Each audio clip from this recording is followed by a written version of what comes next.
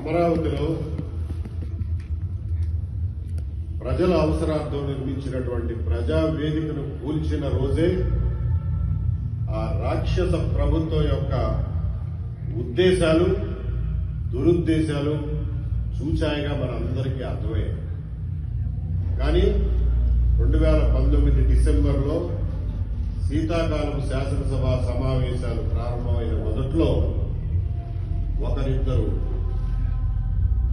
ఉత్తరాంధ్ర నాయకులతో మాట్లాడించిన మాటలు అమరావతికి ముంచుకొస్తున్న ప్రమాదానికి గంటికల్లాగా అందరికీ అర్థమైంది.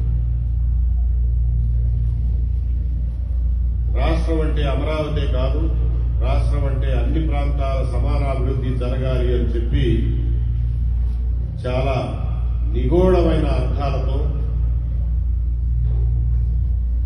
వాళ్ళకి ఇచ్చినటువంటి టెక్స్ట్ చదివిన మంత్రుల మాటలు విన్న రోజున అమరావతికి ఏదో కీడు శంకించడం జరిగింది. దాన్ని 2 రోజుల్లో ఆనాటి ముఖ్యమంత్రి ప్రసంగం ద్వారా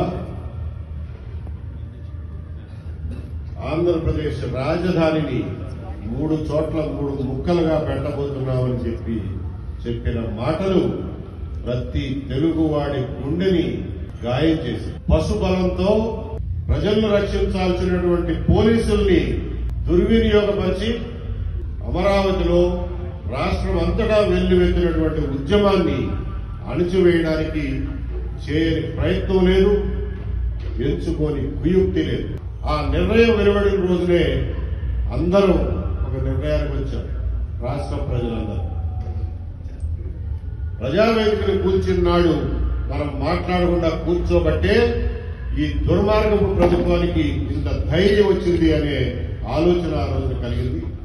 కాబట్టి అమరావతి రైతులందరూ సమావేశమైనప్పుడు అందరూ చెప్పింది ఏంటంటే, మీరు పోరాడితే తప్ప ఇది ఆగేది కాదు, మీకు ఇంతకంటే పోయేదేం లేదు, పోరాటమే శరణ్యం, దీర్ఘకాలిక పోరాటానికి సన్నద్ధం కండి. ప్రతి ఇంటి నుంచి మహిళలు, పురుషులు, చిన్నపిల్లలు, వృద్ధులు అన్న తేడా లేకుండా, కులమతాలతో సంబంధం లేకుండా అమరావతి రైతులందరూ ఉద్యమించినాడు ఈ రాష్ట్రం అంతా మీ వెంట నిలుస్తుంది అని చెప్పి వాళ్ళకి ధైర్యం చెప్పడం జరిగింది.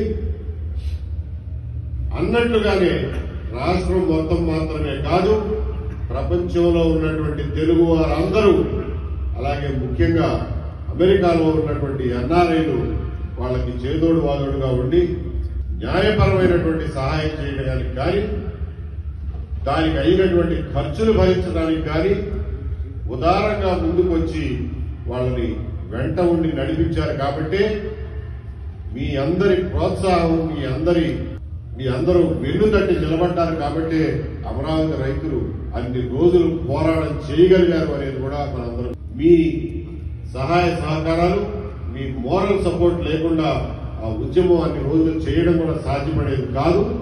ఎందుకంటే ఎన్నో విపత్కర పరిస్థితులు, ఎంతో దమన కారణాల మధ్యన ఈ ఉద్యమం జరిగింది.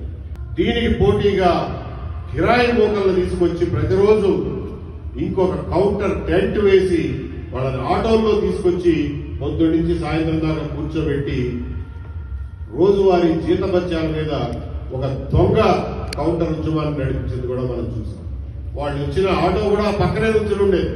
ఎవరైనా సెక్రటేరియట్కి వెళ్తుంటే ఆ మూల మీద ఒక టెంట్, దాని పక్కన ఆటో, కిరాయికి వచ్చినటువంటి కూలి మనుషులు అక్కడ కూర్చుని ఉండేవాడు.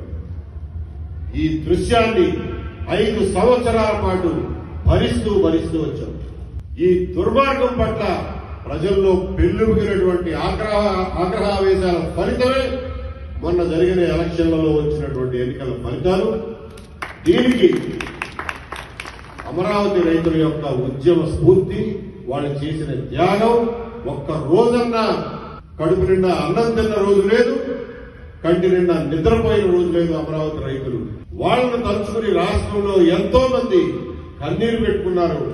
ఏం కర్మ వచ్చింది వీళ్ళకి, వీళ్ళు చేసిన పాపం ఏమిటి, రాజధాని కట్టుకుంటామంటే ముందు ఏం జరుగుతుందో మనకి తెలియని స్పెక్యులేషన్ తో భూముల్ని స్వచ్ఛందంగా ఇచ్చి మన దగ్గర రాజధాని వస్తుంది, మన రాష్ట్రానికి తలమానికంగా ఉంటుంది మన ప్రాంతం అన్న ప్రైడ్తో మాత్రమే వాళ్ళు ఆ రోజున భూములు ఇచ్చారు తప్ప భూములకి ఎంత వెల పలుకుతుంది, అంత రేటు పలుకుతుంది అన్న అత్యాశతోనో దురాశతోనో వాళ్ళు ఆ భూములు ఇవ్వాల. వాళ్ళకి కౌలు కూడా డబ్బులు కూడా ఇవ్వకుండా వాళ్ళ నోటి దగ్గర కూడు లేకుండా చేసినటువంటి ఆ దుర్మార్గపు ప్రభుత్వం మళ్లీ ఆంధ్రప్రదేశ్ వైపు పొడ సోపుకూడదని చెప్పి నాలాంటి వాళ్ళందరూ నెవర్ జగన్ నెవర్ అగైన్ అని చెప్పి నినాదంతో ఈ రోజున ప్రజాక్షేత్రంలో వెళ్తున్నాం. ఏ ఉద్యమ స్ఫూర్తితో అయితే అమరావతిని తిరిగి సాధించుకున్నామో అదే ఉద్యమ స్ఫూర్తితో ఈ దుర్మార్గుల్ని మళ్ళా ప్రభుత్వానికి పరిపాలనకి దరిదాపుల్లోకి రాకుండా చేయాల్సినటువంటి అవసరం ఉంది. ఆ మంట ఆ కసి మన గుండెల్లో ఎప్పటికీ ఉండాలని చెప్పి కోరుకుంటూ ఈ అమరావతి ఉద్యమంలో బాలకోటయ్య గారు పోషించినటువంటి పాత్ర అమోఘమైనది. ఆయన ఎంతో హంబుల్ బ్యాక్గ్రౌండ్ నుంచి వచ్చారు. ఆయనకి ఏమి వెనకేసుకున్న ఆస్తులు లేవు, తల్లి తాపతండ్రుల నుంచి వచ్చినటువంటి ఆస్తులు ఏమి లేవు.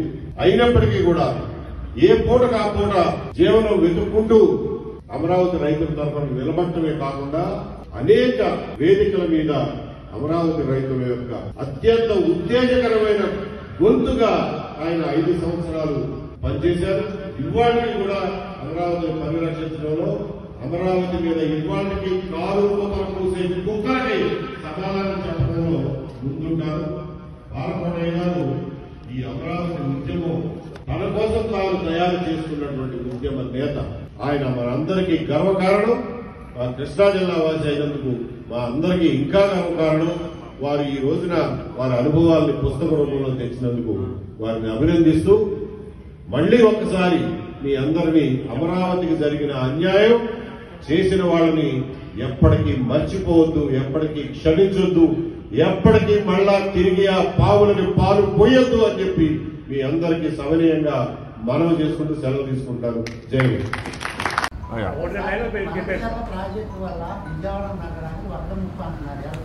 ఇప్పుడు బనకచెర్ల ప్రాజెక్టు ఏదైతే ప్రతిపాదించారో దాని ప్రకారం మీకు తెలుసు, మీ అందరికీ పరిచయం అయిన కాలువే కుడి కాలువ, ప్రధాన కాలువ, పట్టిసీమ కాలువ అంటాం మనం. ఆ పట్టిసీమ కాలువనే వెడల్పు చేసి 200 టీఎంసీలు 100 రోజుల్లో తరలించడం కోసం దాన్ని వెడల్పు చేస్తా ఉంటారు. వెడల్పు చేసిన నాడు 38,000 క్యూసెక్లు ప్రవహిస్తాయి. వెడల్పు చేసిన నాడు అది వచ్చి ప్రకాశం బ్యారేజ్ పైన కృష్ణానదిలో కలుపుతా ఉంటున్నారు. అక్కడ పోలవరంలో నీళ్లు వదిలిన తర్వాత ఇక్కడ కృష్ణానదికి కనుక వరదలు వస్తే ఈ కాలువలో ఉన్నటువంటి 6 టీఎంసీలు కడుపులో పెట్టుకోవడానికి ప్రకాశం బ్యారేజీకి కెపాసిటీ లేదు.